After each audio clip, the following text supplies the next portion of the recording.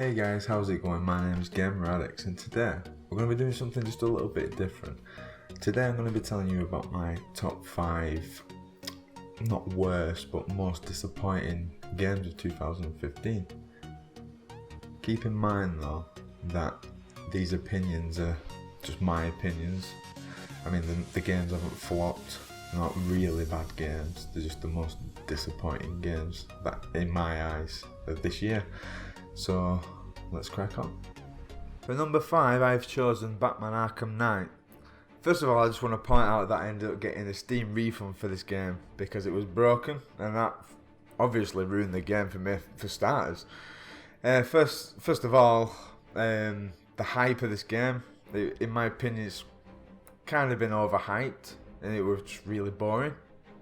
I thought it'd be really fun, but sadly it's just really drawn out and the controls are horrendously clunky and awkward. Annoyingly, you have to use the Batmobile pretty much all the time, although it is kind of cool, but you know, after the first few times I really couldn't care less about it. The combat system is easy and, you know, unsatisfying compared to other games like Mordor, Sleeping Dogs, Mad Max. The missions design is very linear and often relies heavily on gimmicks. There's nothing about the gameplay at all that screams pure fun, to be honest. It all seems like a mindless, unnecessary grind. They did attempt to make it somewhat more badass, as they say, but despite their efforts, this has made things worse. So really, all in all, this game's very disappointing. I rank this at number 5.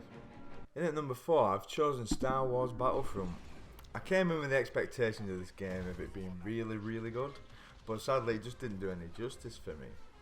I think the hype for this game was down to the fact of the new Star Wars movie being released. And a lot of people will probably disagree with me, but I think just Battlefield with Star Wars skins. The attention to detail is absolutely jaw-dropping. I can admit that much, but it's just really no fun to play at all.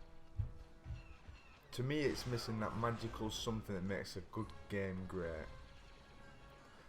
There isn't even a campaign mode, it's just boring feature missions that you can do solo or even co-op.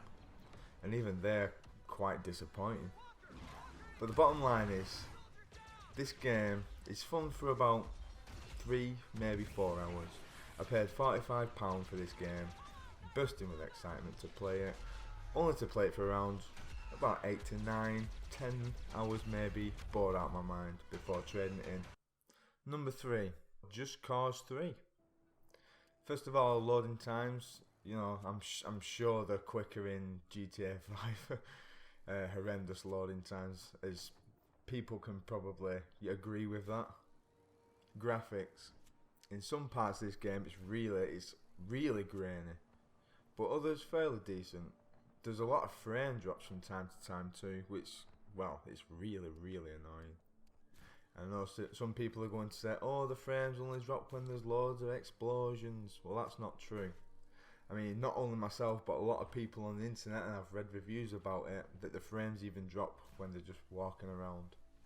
As for gameplay, it has a really nice, massive, big open world with lots of fun to be had. But this game is very repetitive with no lasting impression. Even the voice acting at times can be very cringe-worthy. The grappling hook system, well, we may as well call this game Grappling Hook Simulator 2015.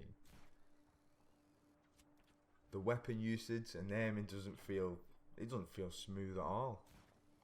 The fire button switches when you're inside the vehicle, so more often than not, you end up blowing yourself up with a grenade after a long ride.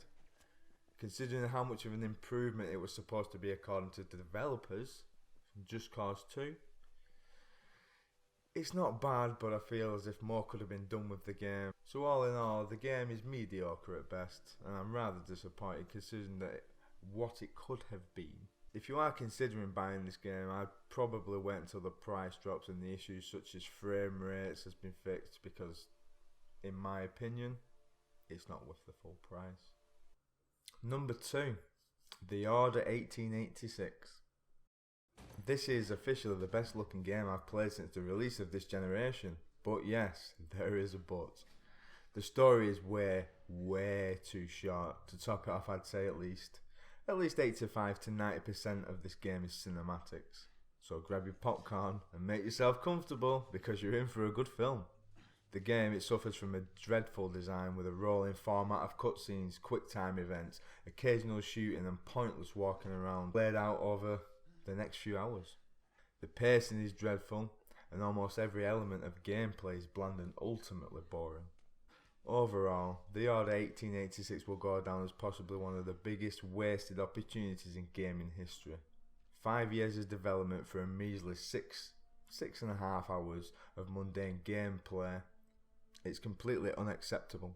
This product is merely a tech demo to showcase the future of possibilities for the PS4, and it offers absolutely nothing in respect to an absorbing title.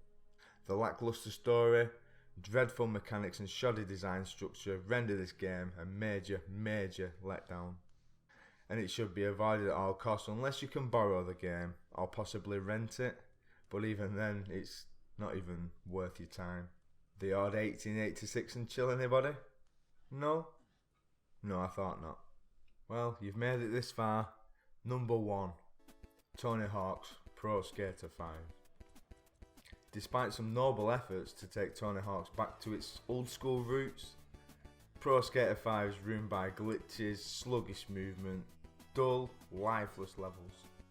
Now let me just briefly go into the gameplay and presentation. As ugly as the game is, it still suffers from major frame rate drops. The seamless online interaction is buggy and even the music suffers from hiccups from time to time. All the stages are uninspired and could literally be made by a creator park within 15-20 minutes to spare. Although the controls are slightly less clunky than Tony Hawk's HD, but to be honest, you're probably too annoyed with every other technical problem to even notice this. Every level that I played was crammed with cheesy, awkward challenges that has nothing to do with skateboarding. I thought they did a fairly decent job on Tony Hawk's HD, but this, wow, this is something else. This really is an insult to the Tony Hawk's franchise, and to be honest, I think this will probably be the last Tony Hawk's game that will ever be released. This shouldn't even be on my most disappointed list. This should be on the worst games, probably the worst games of the century. It is absolutely horrendous. Well guys, that was my top 5 most disappointing games of 2015. I probably won't be making any more videos this year, so have a great Christmas and I will see you all in 2016. If you like this video, don't forget to drop a subscribe, give a like. I'd like to hear what you guys actually think of my top 5. Thanks for watching and I'll speak to you soon.